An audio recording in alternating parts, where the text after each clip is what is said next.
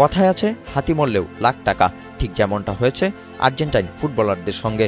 বিশ্বকাপের ফাইনালে স্পেনের বিপক্ষে লজ্জাজনক হারের পরও গ্রীষ্মকালীন দলবদলের বাজারে মার্কেট ভ্যালু বেড়েছে বেশ কয়েকজন আর্জেন্টাইন ফুটবলারের। সবচেয়ে বড় লাভটা দিয়েছেন আতলেতিকো মাদ্রিদের স্ট্রাইকার হুলিয়ান আলভারেজ। বিশ্বকাপের আগে আলভারেজের মার্কেট ভ্যালু ছিল 100 মিলিয়ন ইউরো। বিশ্বকাপ শেষে তা 20 মিলিয়ন বেড়ে দাঁড়িয়েছে 120 মিলিয়ন ইউরোতে। কাতালান ক্লাব বার্সেলোনা আলভারেজের জন্য ইতিমধ্যেই 100 মিলিয়নের প্রস্তাব দিয়েছিল, তবে সে প্রস্তাব সরাসরি নাকচ করে দিয়েছে আতলেতিকো মাদ্রিদ।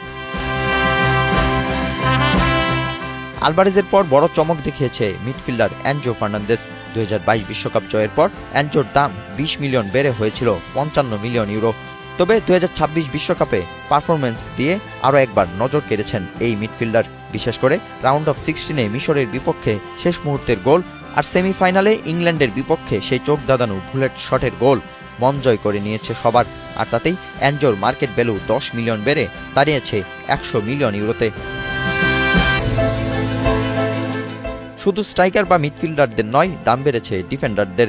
আর্জেন্টিনার ডিফেন্সের দেয়াল লিসান্দ্রো মার্তিনেজ ও ক্রিস্টিয়ান রোমেরোর মার্কেট ভ্যালু বেড়েছে 5 মিলিয়ন ইউরো করে।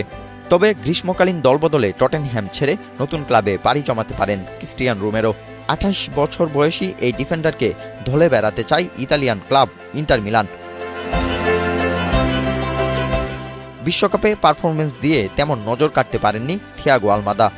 ব্রাজিলের ক্লাব ফ্লামেঙ্গোতে পাড়ি জমানোর কথা থাকলেও এর মাঝে মার্কেট ভ্যালু 5 মিলিয়ন বেড়ে দাঁড়িয়েছে 20 মিলিয়ন ইউরোতে। তবে শেষ পর্যন্ত আলমাদা কি সিদ্ধান্ত নেবেন?